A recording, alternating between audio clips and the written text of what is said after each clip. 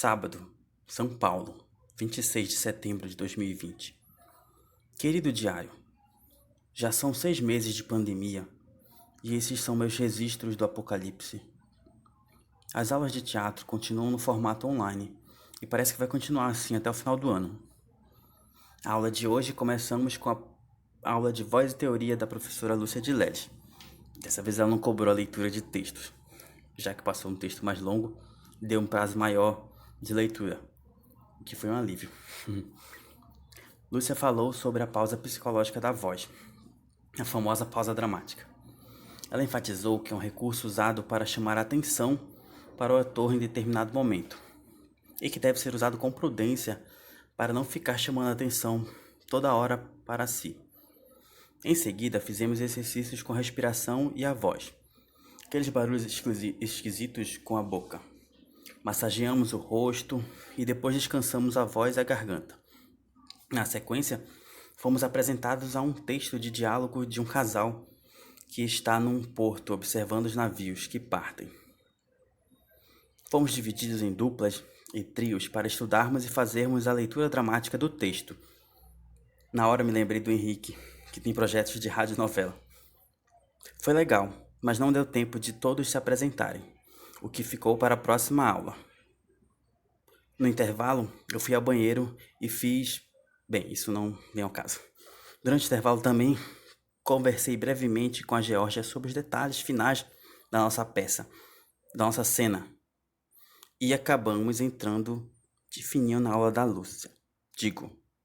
Da Márcia.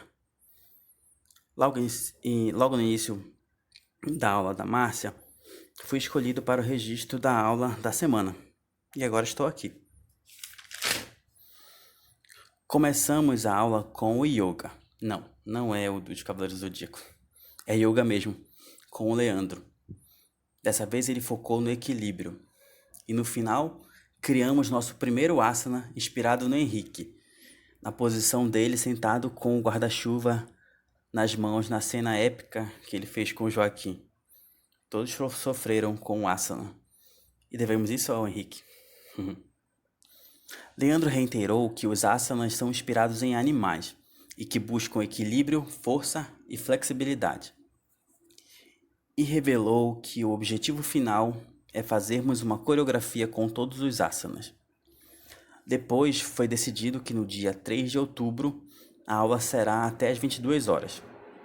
Assim também como no dia 17 de outubro. E no dia 10 de outubro não haverá aula, pois será o dia de descanso para todos. Márcia nos informou que no dia 24 de outubro será a abertura do processo e que temos que ter algo preparado para apresentarmos. Ela enfatizou que isso é muito importante no momento em que estamos vivendo, para sabermos o que os nossos colegas estão fazendo, pois não nos encontramos mais nos corredores ou no banheiro.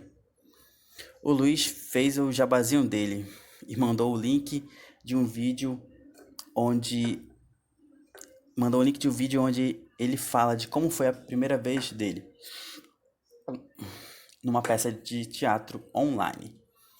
Em seguida, Márcia compartilhou uma cena do Aleph que ele enviou no nosso grupo do Facebook e gerou muitos comentários positivos, mas todos achávamos que não tinha áudio. Depois, Márcia nos perguntou o que chegamos a ver com a professora Lúcia sobre o que era a super-tarefa. Existe a super-tarefa do autor, que é o assunto central da peça. E existe a nossa super-tarefa, que é o que queremos dizer com aquela obra. Ela usou o Aleph como exemplo de super-tarefa quando ele ouviu a música do Raul Seixas.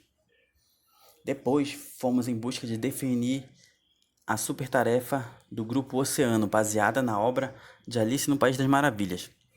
Fomos divididos em 2 grupos e conversamos sobre as perguntas de Quem Sou Eu em 2020. E voltamos com 2 ideias para a super-tarefa do Grupo Oceano. Depois, fomos apresentar as cenas das duplas. Mas como o tempo era curto, vimos só a cena do Henrique e Joaquim e terminamos com a cena da Geórgia e eu, e com os comentários dela.